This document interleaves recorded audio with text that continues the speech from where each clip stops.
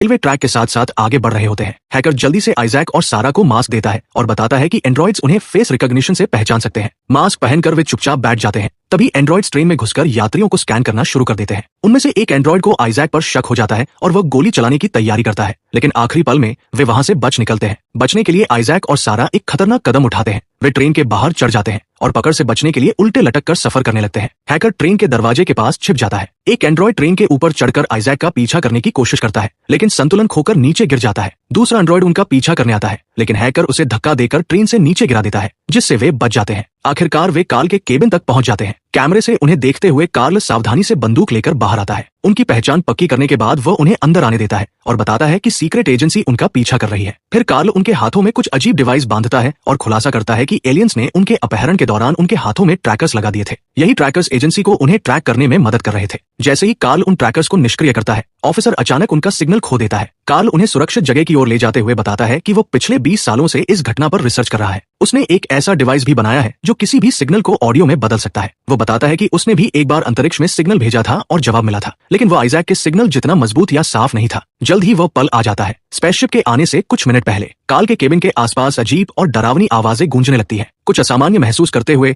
Isaac बाहर जाकर जांच करने का फैसला करता है। पास के जंगल में वो उस आवाज के स्रोत को ढूंढने लगता है। अचानक एक एलियन प्रकट होता है और उसका पीछा करने लगता है। डर और बेबसी में आइजैक चिल्लाता है, तुम मुझसे क्या चाहते हो? और तभी दृश्य काला हो जाता है। कुछ ही पलों बाद आइजैक फिर से केबिन के अंदर होता है, लेकिन इस बार एलियन भी उनके साथ होता है। कार्ल अपने डिवाइस की मदद से एलियन की भाषा को समझने लायक बना देता है। एलियन अपना असली मकसद बताता है। वे इंसानों का अध्ययन करना चाहते हैं। वे जानना चाहते हैं कि इंसान कैसे जीते हैं, कैसे सर्वाइव करते हैं और पृथ्वी दूसरे ग्रहों से इतनी अलग क्यों है। बात करते हुए एलियन उन्हें कई विजन दिखाता है और इंसानी इतिहास से जुड़े सवाल पूछता है। एक विजन में वे यीशु मसीह को देखते हैं। आइजैक उसे बताता है कि वे कौन है। एलियन जवाब देता है कि वे पहले से ही उनके बारे में जानते हैं और उन्हें ब्रह्मांड का एक खास और महत्वपूर्ण व्यक्ति मानते हैं। फिर आता है सबसे चौंकाने वाला खुलासा। एलियन कहता है कि आइजैक ही उनके सभी सवालों का जवाब है। इसी बीच सारा अपने हाथ में दर्द की शिकायत करती है, जो उसे अपहरण के बाद से हो रहा था। एलियन बताता है कि उन्होंने आइजैक और सारा दोनों के हाथों में ट्रैकर्स लगाए थे। इसे साबित करने के लिए वो सारा के हाथ पर एक डिवाइस रखता है। उसका हाथ बिना दर्द के खुल जाता है। ट्रैकर निकाल दिया जाता है और तुरंत ठीक भी हो जाता है। लेकिन जैसे ही एलियन आइजैक का ट्रैकर निकालने वाला होता है, तभी ऑफिसर और उसकी टीम केबिन के बाहर पहुंच जाते हैं। वे कार्ल को धमकी देते हैं